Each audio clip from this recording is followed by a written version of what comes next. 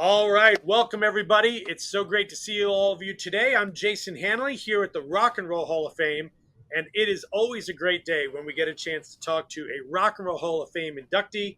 Today we have the one and only Bill Medley of the Righteous Brothers. Bill, how you doing? I'm doing great. Thanks for having me. Good to see you again. Yeah, good to see you again too. I know you've been here to the museum before, and we've had a chance to chat, you and I. It's Yep. so great to grab you today. You've got a new album coming out, but before we get into that, I just want to start off a little bit and kind of take us back to that moment in 2003 when you were inducted into the Rock and Roll Hall of Fame with the Righteous Brothers. What was that like that night? Well, it's quite a magical moment. It's Bobby had all of his family, and I had all my family, and we just got to see a lot of guys we haven't seen in years, and this and that, and Billy Joel inducted us, and Yeah. Elton John was there, Steve Tyler, obviously Sting was there. The police were inducted with us, and Oh, right. it's just amazing to be there with all those people and find out that a lot of them were influenced, by some of our music, like I've been influenced by with several people. So an amazing special night. And I'll have to say personally influenced by your music as well. What an incredible career you've had, Bill, and to think that you're still out there making new music. I know you're still performing the music of the Righteous Brothers regularly. In fact, I think you got a show coming up tonight. We were saying earlier in the kind of green room here. Yeah. How's it feel to still be performing that music live for audiences? Well, when I recorded these songs in my 20s, I didn't realize I'd be doing them in my 80s. But but it's great. I mean, it's a blessing, and the people still show up, and they were raised on this music, and I think it's kind of wonderful that they can still come to a show and hear the music that they love and were raised on. So, traveling traveling is a little tough, but but the shows, we always say, you pay us to travel, you don't pay us to do the show. And but it's always fun, and the audiences keep you young. Yeah, no doubt. Well, it's amazing to think of you going back and making some new music. The new album that you have coming out, Straight from the Heart. I got to take a listen to it, Bill. Congratulations. What a beautiful, fantastic album that sees you going back and basically picking some of your favorite country music songs and recording them with a band in Nashville and getting some great friends to kind of join in with you. I was thinking back on your history and looking into it a little bit. It's really around like the late 70s that you kind of connected up with Kenny Rogers and went down to Nashville for the first time. Tell us a little bit about that moment back in then. Well, Kenny and I had been good friends for years, uh, and then he went to Nashville to record, and with Larry Butler, and just obviously did remarkably well. And he called me one day and said that Larry Butler wants to produce me, because he jokingly said, Kenny said, if he can do it with me, he can do it with you. And so I went into Nashville with Larry, and we did an album. And the truth is Bobby and I broke up for about 6 years in '68, and the first album that I started doing was a country album, and I don't know if I and they stopped me. The record company stopped me from doing what I was doing because they didn't think it was going to be commercial enough. But uh, you know, I've just always loved country songs. I'm not obviously not a country singer. I'm raised on rhythm and blues, but Yeah. the country, those country ballads, man, is some of the best blues you can do. I've Yeah. always says I thought George Jones was one of the great blues singers, ever. So and then I went back to Nashville in, God, I don't know, maybe close in the 70s, late 70s. Again, I recorded with Jerry Crutchfield. We had a hit uh, with I Still Do. Yeah, great Then I song. came back into town and did fanfare, and I went on right before Alabama did. And when they got off, Alabama asked me to go on their tour. I opened for Loretta Lynn. So, Wow, awesome. not by any stretch am I saying I'm a country singer. I'm who I am. And I love country ballads, and the they're the easiest for me to do. But I just think they're so soulful. You Mhm. know, rhythm and blues, country music, rock and roll, gospel. It's all street music. Yeah. It's just stuff that has come from the street and not something that you learned in college. Right, right. I think it's interesting to hear you talk too about these songs on this album being country songs, meaning they were kind of written there, but your interpretation, your performance is as a kind of blues R&B soul singer. And I like hearing that it's always an interesting thing for a musician kind of playing someone else's music, or in this case, some of these songs that have been played by many artists, uh, but what's your interpretation, right? What's the kind of Bill Medley version of it?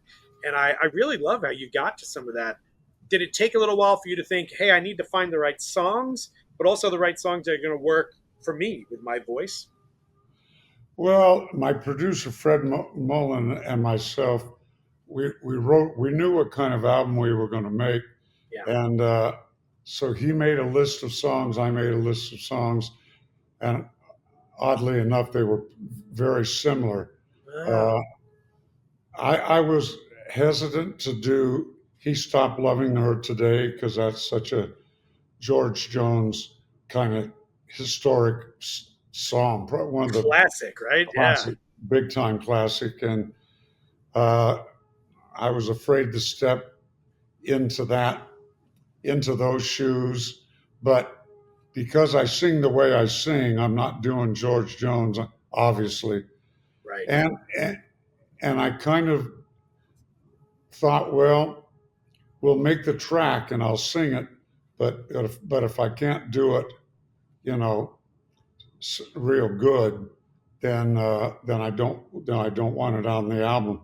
And I was really surprised when we did it that I just loved doing the song. And oddly enough, my manager and my dear friend he was my manager for 60 years, had just passed away, and what the song was saying was very similar to his life. So I said, no, we need to put it on the album. Yeah. What a, like you said too, that sort of George Jones classic. It's such a sad song, right? I mean, he stopped loving her today, his last day, right? I mean, it's a tearjerker anytime you hear it, and your version is fantastic too. Yeah, it's just one of those. It's just one of those great songs, and of course George Jones did a phenomenal job. And but all the songs like Sunday Morning Coming Down, and I did some great duets with Vince Gill Yeah. and Keb Mo, who I just love to death, and he's been a friend for a long time, and Michael McDonald Whew. singing "Crying Time," and it sounded so great, and both Michael and I were a little concerned that he has a very distinctive voice, obviously, and I have a pretty distinctive voice, and we were wondering because we did, well, it's crying time again, you're gonna leave. And so we could trade out. I'll do the first verse, and of course he'll do, and so that we were just afraid that when we went in to sing the chorus, that we didn't know that we could get a good blend.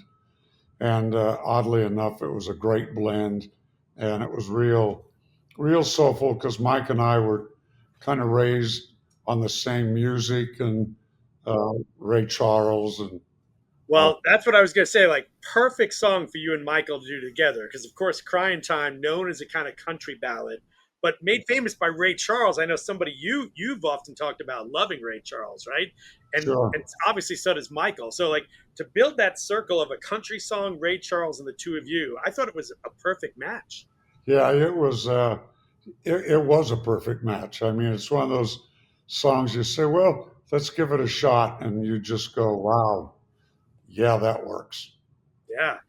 You mentioned Keb Mo too, and I wanted to actually point out there's that track there that you did with him since you've gone. Bill, you actually recorded a version of that many years ago, I think, right? Like you had recorded all the way back, maybe even in the 70s. Yeah, yeah, I would, that's been one of my favorite songs for 40, 50 years. And I just love it. Yeah, I've recorded, I think I've recorded it twice, but yeah, but this is the recording I like the best. I just, listen, those Nashville players are magical. They're just flat out magical, and they know exactly what they're doing. They know how to stay out of your way, and then they know to do the perfect thing. And so, so to do that song there just felt real kind of traditional, and and I loved what Keb did. They say Keb's a blues singer, but Keb is so much more than just a blues singer. He's a phenomenal writer, singer, player, and he is a blues artist. He can certainly do that, but he's a lot more than that. Yeah. Yeah. And you mentioned the players on the album. I mean, you're right. That band just sounds fantastic. In fact, I'm a B3 player myself, and there's some great B3 organ parts coming in out of there. The rhythm tracks just really feel solid underneath. Yeah. Um, how long were you down in Nashville working with the band recording that? Oddly enough, we did it.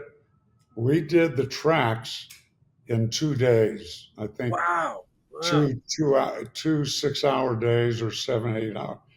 And well, because we were doing kind of classic standards. I mean, they so knew the songs, and Fred Mullen, who produced it, did a great job, and he would sit out in the studio with the musicians and kind of say, "No, stay out of that."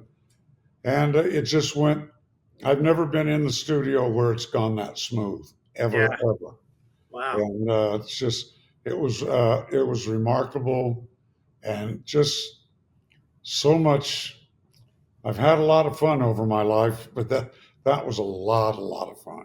Yeah, it feels good, right? When you get in the studio and it just kind of falls into place, and the songs are good and the band's good. I saw some of the video you shared on your social media that showed kind of behind the scenes, and it just looked like you could see that you guys were really enjoying the process too. Yeah, I mean, and obviously, like Michael's been recorded a million times, and so have I. So when we were in the studio, it was pretty no muss, no fuss, boy. It was just uh, I did mine first, and he kind of just followed, kind of the same emotion and where I was coming from, and of course that's where he certainly didn't. He wasn't copying me. He doesn't have to copy anybody. Uh, so it was a blessing, man, all the way around. I have to mention too, of course, the great tune you did with Shawn Colvin, the classic Hank Williams. "I'm So Lonesome I Could Die," which is Cry rather is a classic country song. So you've got something on there too. How was that working with Shawn Colvin on that one? Well, I didn't get to work with Sean face to face. I did my vocal then. She did her vocal, I think, in Texas. And and I love it so much because obviously have done a lot of duets, with Bobby Hatfield, now Bucky Hurd, and Jennifer Warnes, for I've had the time of my life for The Dirty classic, Dancing. right? And I wanted to do that song with Jennifer because she had just had the hit with Joe Cocker, Up Where We Belong. And I just loved the beauty and the beast of that. And Sean's the same thing, just this beautiful uh, voice against this big sinus troubled voice of mine. Yeah, yeah, right. I wanted to come back to we mentioned Kenny Rogers before, and there's two songs on here that you recorded, both that I think of Kenny's versions. When I hear the title, "Lay Down Beside Me" and "Sweet Music Man," both ones that Kenny did a great job with. Were you thinking of Kenny's versions of those songs when you recorded it and kind of got into it? Well, I was thinking two things, and I knew Kenny right before he went to Nashville to record for the first time, and he was really scrambling. He was really, having a lot of trouble getting recorded and work and stuff. And a Sweet Music Man, I would swear he wrote that song about me. I mean, every single word, every situation, traveling around the country trying to find your fans. I mean, could not been more true. So and I always loved that song anyway. So it was kind of a tribute to Kenny, and the song I think is just a great song, and I so related to it. The truth is the whole album almost. If you were going to do a story of my life, that could be the soundtrack.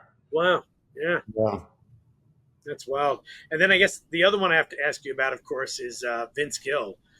Just one of the greatest guys. We've had a great opportunity to work with him a bunch of times here at the Rock Hall. Now he's out with the Eagles. He's doing his own stuff. The song that you did with him on the album is actually one of his songs yeah. these days. Well, Vince is Vince. He's about as good as he's a triple hitter. He's a great songwriter, great singer, and a killer guitar player. Yeah. And the truth is I recorded the song these days. I recorded it and I sent it to Vince, eh, and asked him to do just some fills, guitar fills on the track. And when we got it back, it was a full on duet. And I said, "Well, can we do that? Can we put it on the album?" He said, "Of course, that would be phenomenal." And and oddly enough, in '65, I think the American Music Awards uh, had, and I forget who the other people were, but Vince and I were up for newcomer of the year. I've been in the That business makes sense for 25 him, years. but maybe not for you. Yeah, and Vince won, uh, Yeah. and rightfully so. But it was interesting. Wow. Yeah, he's such a great guy, and I just love that song too. It's kind of cool. There's a little bit of pressure too, covering someone's song with them, right? It's a little bit different. Yeah, well, thank God I didn't have to do it with him. He did it at his house, and I just wanted him to do some guitar stuff, and he, for some reason, made it into a duet. God bless That's him. cool. Well, I'm glad you guys did that. Uh, the last track on the album is one that for me is really cool because I'm a big fan of the Everly Brothers, and of course it's "Let It Be Me," which the Everlys did. And when I was growing up, I was always fascinated by groups that were able to do this incredible close vocal harmony and singing. Obviously, the Everly Brothers being one, and you guys in the Righteous Brothers being another. Is that Everly Brothers history something that was important to you too? Well, the Everly Brothers, because I was raised on black music, but the Everly Brothers, I was their biggest fan. I just loved them. I always said there's two guys singing, but it's one voice, and their harmony was just amazing. And So when we did this, I love "Let It Be Me" is just one of the sweetest songs in the world, and uh, so that was one of the songs that I definitely wanted to do because I wanted to pay tribute to the Everly Brothers, and but I really wanted to do that song with that band that simple. It was so soulful and wonderful to do. I think that's one of the great things about the record is the arrangements are so good, Bill. But it you said it earlier. The band, that Nashville band, you mentioned it before. They gave you a lot of space for your voice to kind of come in there and bring that soulfulness and bluesiness of your voice to these songs. So congratulations on a really great album. Well, thank you, man. It was a thrill to do, and I don't want the country music. I don't want them to think that I'm trying to jump into their neighborhood. I love country songs, and I can't do anything about that. Yeah, well, thank you, man. It was great talking to you today. And next time you're back in Cleveland, stop by. We'd love to see you here at the museum again. I know Oh, you've no come to visit question. us a bunch in the past. So I'd like to come in and see some of my old clothes. there you go. They're still here. Thank you. Ladies and gentlemen, thank you so much. The one and only Rock and Roll Hall of Fame inductee, Bill Medley. Thank you, man.